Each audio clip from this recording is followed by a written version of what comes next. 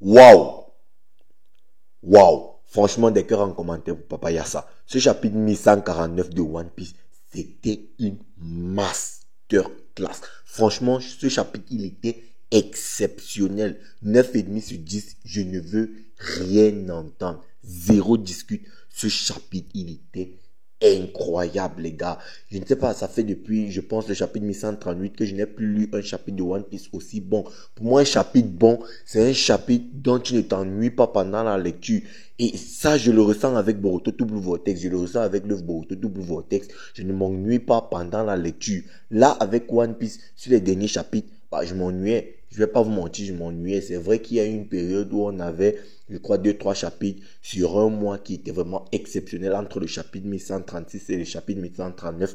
Ouais, là, c'était vraiment exceptionnel. Ça en jetait du lourd. Mais voilà, le rythme avait un peu baissé. Le rythme était un peu descendu. Mais là, avec ce chapitre 1149 de One Piece, oh là là là là là là, c'était une vraie bombe. C'était une masterclass de bout en bout. C'est tellement consistant. Du coup, je vais pas perdre plus de temps parce que il y a tellement de choses à dire et je veux pas que la vidéo soit trop longue. Du coup, on va entrer dans le vif du sujet de notre vidéo sans plus tarder. Ce chapitre commence où le 1148 s'était arrêté. En effet, on s'était laissé sur un chapitre 1148 où on avait un Scooper Gaban qui venait de couper le bras à Saint-Somers et qui venait de lui faire une entaille sur la poitrine.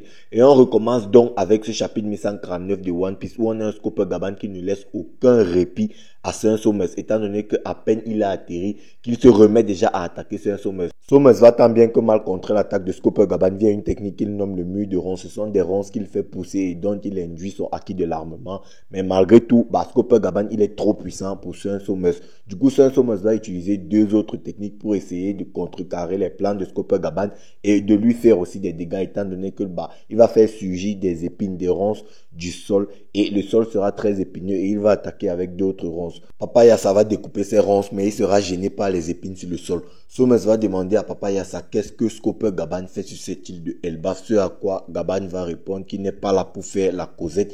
Et puis là, tu as Papa Yassa qui va donc bondir et qui va réussir à couper en deux Somers. Franchement, c'était vraiment impressionnant. Gaban, dans le combat face à Saint-Somers, il a juste été incroyable, il a juste été impressionnant. Et Somers n'a juste pas vu le jour. Somers n'était juste pas au niveau. Il s'est juste fait laminer par Scooper Gaban. Et ça, franchement, les mecs, il faut le souligner. On parle quand même d'un chevalier divin qui a la faculté de se régénérer, qui est même potentiellement immortel parce que malgré le fait qu'il a été coupé en deux, il n'est toujours pas mort. Et là, franchement, Scooper Gaban sortit une prestation comme ça.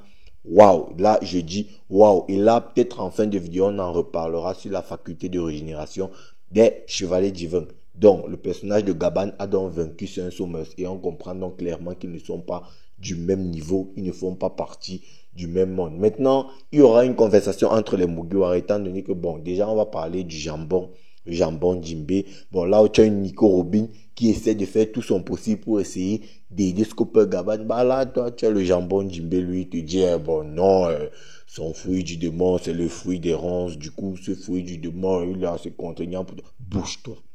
Bouge-toi, Jimby, bouge-toi. Hey, arrête de décevoir. Mec, ferme-la. Laisse les autres essayer de se... Mais juste ferme-la. Bon, cependant, tu as aussi le personnage de Chopper qui semble être présent sur le fond. Alors, je me suis d'abord posé la question, étant donné que Robin avait laissé Chopper avec Aguara Disoro. Bon, moi, je m'étais dit que c'est potentiellement parce que Robin pensait que Chopper, c'était la seule personne capable d'apporter des soins, c'est-à-dire les premiers soins à Aguara Disoro pour que ce dernier ne meurt pas. Alors là, on pourrait se dire que, ouais, Chopper n'a apporté aucun soin. Mais cependant, il est possible que Chopper, voilà, il a apporté les premiers soins et il a quand même suivi Robin. Parce que, voilà, on parle quand même d'un équipage d'empereur. Parce que c'est vrai qu'il y a beaucoup de débats vis-à-vis de ce sujet-là dans la communauté One Piece actuellement. Voilà, est-ce que les Mugiwara ont réellement l'aura d'un équipage d'empereur et tout? Moi, je trouve que oui, même si ça peut choquer, moi, je trouve que oui. Parce que dans un équipage d'empereur, tous les personnages, c'est-à-dire tous les personnages importants ne sont pas forcément ultra puissants. Mais là, le personnage de Jinbe, fort est de constater que actuellement, il déçoit énormément. Je suis vraiment désolé pour les fans de Jinbe, mais Jinbe, sur le coup, franchement, il déçoit. Maintenant, Nami va leur dire qu'ils ont rencontré, c'est-à-dire quand je dis il, je fais référence à Rod, Luffy, Zoro, qu'ils ont rencontré Scooper Gaban dans le château. Et là, tout le monde est un peu choqué. Surtout Chopper. Chopper va se demander comment est-ce qu'il fait pour faire des dégâts à un homme immortel. Et Chopper va suivre Scooper Gaban pour essayer d'avoir ce secret-là. Et ça, c'est très très intéressant. Le personnage de Chopper aussi, même lui, il fait mieux que Jinbei. Jinbei, lui, il est là. On dirait qu'il se satisfait de sa situation d'attaché. Maintenant, le fait que Sun Summers a été vaincu, bon, on n'a pas vu, mais est-ce que ça a fait en sorte que Robin soit libéré? Est-ce que ça a libéré Robin des ronces? Ça, je n'en sais absolument rien. On n'a pas vu, mais normalement, je pense que oui, Robin actuellement est libéré de ses ronces. De l'autre côté, les chevaliers vont réussir à accomplir l'une de leurs missions qui était de brûler l'école et la bibliothèque de cette île de Erbaf. Mission accomplie par le personnage de Killingham qui était aux côtés de Ange, ou en tout cas, on va dire qui manipulait Ange, étant donné que voilà, Ange, elle ne pouvait plus absolument rien faire car tous les professeurs, tous les enseignants avaient été vaincus. Du coup, la bibliothèque et l'école ont été brûlées. Et donc, tu as donc Gunko qui va demander à Ronja de revenir, étant donné que Elbaf a tenu sa parole. Elbaf a libéré Ronja au prix de la destruction de l'école et de la bibliothèque d'Elbaf. Bon, franchement, moi, je ne pensais pas que les chevaliers divins allaient tenir leur parole au vu de la méchanceté dont ils font preuve depuis cet acte de Erbaf. Et là, les chevaliers divins, on va dire qu'ils font un peu mieux que la marine parce que, ouais, la marine a l'habitude de flop et là, pour le coup, les chevaliers divins ont accompli l'une de leurs missions, étant donné que la première mission, c'était d'abord de rallier les géants d'Elbaf à la cause des chevaliers divins et du gouvernement mondial. Et l'autre mission, c'était aussi de détruire, de brûler l'école et la bibliothèque. Donc, une mission sur deux accomplie. Du coup, tu as Robin qui est complètement tétanisé, Aguardi Soro qui est abattu et Elbaf est complètement en pleurs. Et Elbaf est en pleurs d'abord parce que la bibliothèque et l'école ont brûlé, mais surtout à cause de Ronja. Parce que franchement, Oda, franchement, en ce qui concerne les enfants, il connaît, il sait s'y prendre. Parce que là, le personnage de Ronja, tu as Gunko qui dit à Ronja, tu devrais au moins te satisfaire d'être vivant. Ce à quoi Ronja va répondre sur l'escargophone géant, je suis désolé de ne pas être morte parce que à cause de moi, la bibliothèque et l'école d'Erbaf ont brûlé. Je ne sais pas si vous vous rendez compte de la responsabilité, de la charge mentale que les chevaliers du vin ont déposée sur un enfant, sur Ronja. Franchement, c'est incroyable et c'est ça qui est vraiment touchant parce que tous les géants d'Elbaf se disent que non, Ronja, c'est pas de ta faute. On ne peut pas laisser un enfant porter un tel poids, une telle responsabilité parce que c'est aussi ce qu'on lui a appris à l'école. On lui a dit, non, il faut pas faire aux gens ce que tu ne veux pas qu'on te fasse et tout. La bibliothèque et tout ça, c'est le patrimoine d'Elbaf, il faut le protéger et tout. Et là, elle, dans sa tête, en fait, elle se dit, c'est à cause de moi que tout ce patrimoine-là est détruit aujourd'hui. C'est une responsabilité, mais de fou furieux. Et c'est ça qui fout la rage au peuple d'Elbaf. C'est ça qui fout la rage un peu à tout le monde. Et c'est pourquoi Gaban, dans ce chapitre, franchement, le mec, il était tellement en colère et c'est tellement compréhensible au vu de la méchanceté des chevaliers divins. Bon, là, la théorie selon laquelle Ronja allait tomber dans le monde des ténèbres et atterrir directement sur Loki, et à cause de ça, Loki serait réhabilité auprès des géants et tombe complètement à l'eau. Alors, franchement, je vais pas faire le mec, mais pour moi, si Ronja tombait de cette hauteur, pour moi, elle serait morte en l'air. Surtout que Ronja n'est pas forcément une guerrière, car le peuple d'Elbaf est en train d'être pacifié. Harald voulait pacifier le peuple d'Elbaf. Du coup, pour moi, avec une Ronja qui n'est pas une guerrière, et on le voit très bien dans ce chapitre, elle a une mentalité, on va dire, elle a une certaine maturité. D'ailleurs, je l'avais déjà souligné. Donc, pour moi, le fait qu'elle tombe d'une hauteur aussi énorme, pour moi, elle allait forcément mourir en l'air. Je suis très content que cette théorie ne soit pas validée, c'est-à-dire la théorie selon laquelle elle allait tomber et atterrir directement sur Loki. Je suis content qu'elle ne soit pas validée parce que, franchement, ça aurait été trop gros qu'elle ne soit réellement pas morte après une chute. Et puis, je ne sais pas si vous vous rendez compte du degré de chance qu'il faut qu'elle tombe pile poil sur Loki ou sur Luffy. Car on parle quand même là d'Yggdrasil. Et là où le village d'Elbaf est là actuellement, ils sont au-dessus des nuages. Je ne sais pas si on se rend compte de la hauteur en fait. Donc franchement, je suis content que cette théorie, elle ne se valide pas. Et là, tu as Gaban qui va foncer sur Gunko en disant que les chevaliers divins ne peuvent pas priver Erbaf de tout ce patrimoine-là. Et les enfants vont crier, Papa Yassa est là, ce qui va alerter Korong. Et là, Korong va donc alerter aussi de son côté Gunko que Gaban, c'est son père. Du coup, Gunko n'aura autre choix que de prendre Coron en otage. Et puis là, il y a un flashback sur la naissance de Coron. Et là, j'aimerais m'arrêter sur le personnage de Scooper Gaban. Franchement, les mecs, j'avais dit, c'est-à-dire lors de la première apparition du personnage de Scooper Gaban sur cette île de Erbaf, j'avais dit que si Gaban était sur cette île de Erbaf, c'était parce qu'il voulait se cacher du gouvernement mondial, étant donné que Erbaf n'est pas affilié au gouvernement mondial, et en restant sur Erbaf, le gouvernement mondial n'allait jamais aller sur Erbaf pour chercher Scooper Gaban. Mais là, les mecs, j'avais loupé la raison la plus importante, et ce de loin, du fait que Gaban soit resté sur cette île de Erbaf. Eh bien, c'est sa famille. Gaban est resté sur Erbaf pour Ripley et pour Coron. Franchement, là, les mecs, c'est pour ça que je voulais souligner le personnage de Scooper Gaban. Parce que, oui, que ce soit dans la vie réelle ou même dans les mangas et animés, justement, même avec One Piece et le cas de Gaban, il existe des parents qui aiment leurs enfants, mais qui n'aiment pas forcément le parent avec qui ils ont eu ces enfants-là. Mais là, pour le coup, avec le personnage de Scooper Gaban, qui remercie Ripley de lui avoir donné un enfant et qui considère derrière que Coron c'est son trésor. Franchement, les mecs, là, le personnage de Scooper Gaban, je dis oui. Oui, et ça nous prouve que le mec, il est fou de Ripley et il est fou aussi de Coron. Et ça, franchement, je kiffe parce que ça, il faut le souligner. Je trouve que c'est assez peu souligné dans l'univers de One Piece.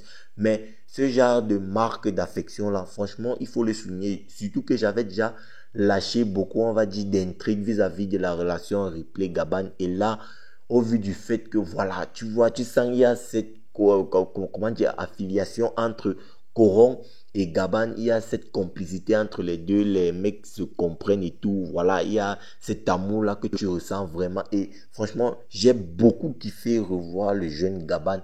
Franchement, c'était, voilà, j'ai rien à dire. C'était vraiment incroyable. Et je voulais souligner ce point-là. Bon, là, la parenthèse étant clôturée, on va continuer avec l'analyse de ce chapitre. Étant donné que, on revient avec une Gunko qui va se faire attaquer par Gaban. Et Gunko va esquiver très rapidement et elle va se rapprocher de Coron, car elle sait actuellement que, Coron, c'est le fils de Scooper Gaban. Du coup, elle va donc prendre, comme je l'ai dit un peu plus tôt, Coron en otage. Et là, Gaban va demander à Coron de patienter une seconde, qu'il est un guerrier et qu'il ne s'en fasse pas, plus que Gaban va le sauver. Et là, Gaban sera prêt à attaquer, mais avec un visage, franchement, la rage. C'est pour ça que je vous ai dit, Gaban, il kiffe son mouna, il kiffe son fils. Et là, franchement, il voulait juste monter en l'air, bien sûr, dans le sens du fight. Le personnage de Gunko, là, via son acquis de l'observation, il va se rendre compte qu'il allait arriver trop tard. Du coup, il va lâcher ses haches. Et là, Gunko va le poignarder avec 3 flèches au niveau du torse. Et là, le personnage de Scooper Gaban, lui, va tomber dans le monde des ténèbres. Alors là, j'aimerais m'arrêter. Cette scène, elle me rappelle énormément le traitement que Oda a réservé aux vieux d'animé de One Piece. Que ce soit Barbe Blanche, qui lui tenait sur Marineford à sauver ses enfants et il est mort presque de la même façon que Gaban, c'est-à-dire en protégeant ses enfants. Voilà, il s'est fait transpercer parce qu'il protégeait ses enfants et parce qu'il croyait trop à ses enfants, Squardo et tout ça. Ou encore Gab, qui lui aussi s'est fait poignarder sur Ashinosu par Shiryu parce qu'il voulait protéger Kobe. Et là, on a maintenant Scooper Gaban qui s'est fait poignarder parce qu'il voulait protéger Coron. C'est-à-dire, c'est une mécanique que Oda a instaurée dans son œuvre pour réduire l'impact des personnages puissants. Parce que, voilà, les personnages de l'ancienne génération, ils sont trop puissants. Et là, à chaque fois, on peut remarquer que ce soit Barbe Blanche, Garp ou encore Scooper Gaban dans ce chapitre. Bon, c'est vrai que c'est un peu moins flagrant pour Barbe Blanche, mais que ce soit Garp ou encore Scooper Gaban, ils avaient tellement l'avantage dans leur combat que la seule façon de les nerfer, c'était de les transpercer. Et là, je reviens sur le personnage de Garp parce que beaucoup disaient que ouais, le coup de poignard et tout, bon, ce n'est pas assez important et tout.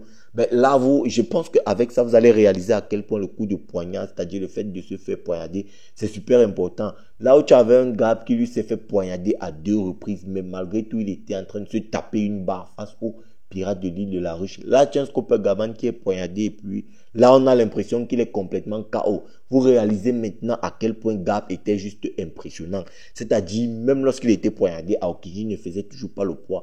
Et là, Scooper Gaban, je ne simplifie absolument pas sa prestation.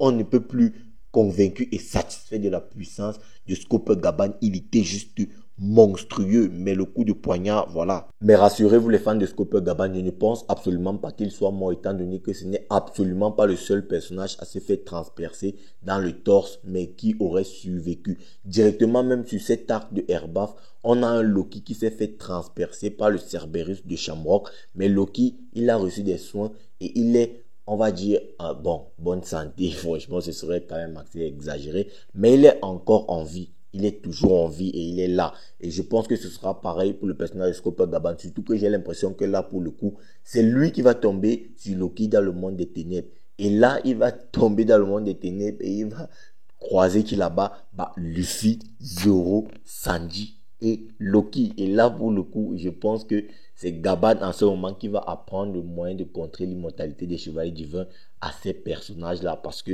Gaban, scénaristiquement parlant, ce n'est vraiment pas, en fait, ce ne serait vraiment pas intelligent de le faire mourir maintenant. Il faut qu'il transmette un truc. Et il a encore énormément à transmettre. Maintenant, on peut parler aussi de la puissance des chevaliers divins, surtout de la puissance de Saint Somos. Alors, quel est le niveau de puissance qu'on pourrait attribuer au personnage de Saint Somos? Bon, moi, je dirais que Somos, étant donné que, bon, déjà, il a laminé à Guardi Soro. Bon, c'est un vice-amiral. On a vu Frankie one-shot les vice-amiraux sur Egghead Island. Mais le truc, c'est que derrière, il a quand même aussi laminé Nico Robin, et ce, assez facilement. Bon, là, Nico Robin, c'est un peu un cran au-dessus des vice-amiraux et très au-dessus des vice-amiraux même. Du coup, voilà, le personnage de Nico Robin qui s'est fait laminer quand même par Saint Somos. Je dirais quand même que, pour moi, il n'y a qu'un niveau YC2 pour laminer, voilà, un personnage niveau Tobiropo comme ça. Du coup, pour moi, Somos peut avoir le niveau d'un YC2 et un YC2. Voilà donc ce qui se passe lorsqu'il affronte le personnage de Scoper Gaban. Et il y a une emphase mise sur le personnage de Scoper Gaban sur le fait que Gaban soit l'égal de Rayleigh. Et ça n'a pas date de maintenant. Depuis que Gaban a été introduit, Rod nous le disait déjà. Donc, on essaie de nous montrer qu'en termes de puissance, les deux se valent plus ou moins. Peut-être pas du même niveau. Peut-être que le niveau n'est pas forcément similaire, mais que voilà, c'est presque pareil. Peut-être on va supposer que Rayleigh est peut-être à 100, Gaban à 98. Bref, vous comprenez ce que je veux dire. Et ça, c'est très très important. Le chapitre va donc se terminer en fanfare, étant donné que Oda a mis énormément d'informations sur quelques petites cases. Franchement, Oda, c'est quelle façon de saturer ça, franchement. Étant donné que lorsque Gaban va tomber dans le gouffre, les enfants vont crier et Coron va crier papa. Et là, tu auras donc une Genko qui aura des flashs. Elle aura, on va dire, la mémoire qui sera en train de lui revenir. Là, on peut donc se poser la question. Qui est réellement Genko et qu'est-ce qui lui est arrivé, étant donné que son flashback et son rappel mémoire, ça implique bon, je me souviens que dans une vidéo, je vous avais dit que pour moi, lorsque Genko avait traité Nami de gamine, pour moi, ça voulait dire que Genko, c'était un personnage très âgé, étant donné que, à mon avis, dans un shonen, dans un manga de type shonen, lorsqu'un personnage traite un autre de gamin, cela sous-entend souvent que celui qui a traité l'autre de gamin est souvent très âgé. Du coup, la théorie selon laquelle, pour moi, Genko est très âgée, elle se confirme, étant donné que si elle a rencontré Brook, c'était certainement avant que Brook ne devienne pirate, donc avant que Brook ne mange son fruit du démon, donc c'était au moins il y a 50 ans. Et j'ai eu l'impression que lorsque dans ce chapitre, tu as Genko qui disait que une vie perdue ne peut être retrouvée, elle faisait peut-être allusion à elle-même, mais sans réellement le vouloir. Et donc, du coup, le personnage de Genko a donc une affiliation avec le personnage de Brook. Bon, il y en a qui ont dit que c'est sa fille. Moi, je pense pas, étant donné que,